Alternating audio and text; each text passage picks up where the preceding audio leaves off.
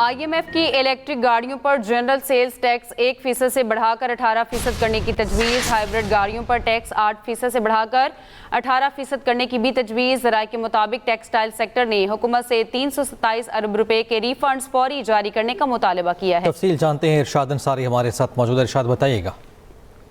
जी देखें, क्योंकि बजट साजी जो है हतमी मरहले में दाखिल हो गई है और आईएमएफ के साथ ऑनलाइन जो है वो इस पे मुशावरत जारी है, तो उसमें पाकिस्तान की तरफ से आईएमएफ को कायल करने की कोशिश की जा रही थी कि जो इलेक्ट्रिक गाड़ियां हैं इस पे जो है वो रिलीफ दिया जाए। जो ईवी की नई पॉलिसी जो आ रही है गाड़ियों की, उसमें भी ताकि जो है वो इसको फरोग मिले। लेकिन आईएमएफ ने हुकूमत से ये कहा है कि किसी भी किस्म की जो है वो टैक्स छूट ना दी जाए और अगर किसी जगह पे टैक्स छूट देना नागजीर है तो उसका अल्टरनेट दिया जाए कि जितना रेवेन्यू का लॉस होगा उसके अगेंस्ट कहाँ से रेवेन्यू जो है वो पूरा किया जाएगा। और इसी तरह अगले माली साल के बजट में जो सोलर पैनल्स हैं उस पर जो रियायती जीएसटी 10% है उसको भी बढ़ा के स्टैंडर्ड रेट 18% करने का कहा है।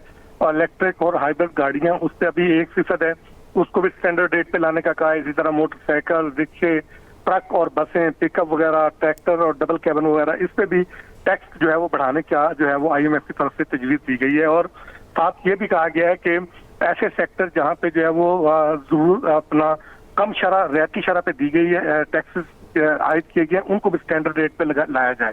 और इसके अलावा थर्ड शेड्यूल में बड़े पैमाने पे तब्दीलियां लाई जा रही हैं। आईएमएफ का ये कहना है कि टैक्स एविजन को रोकने के लिए इसी तरह दूध का सेक्टर है या दूसरे जितने भी सेक्टर हैं उस पर जो प्रिंटिंग कीमत की जो प्रिंटिंग है उसको जो है वो मस्त करा दिया जाए। और इससे एफबीआर की वर्किंग ये है कि 100 से 150 अरब रुपए का एडिशनल रेवेन्यू एफबीआर को मिल सकेगा।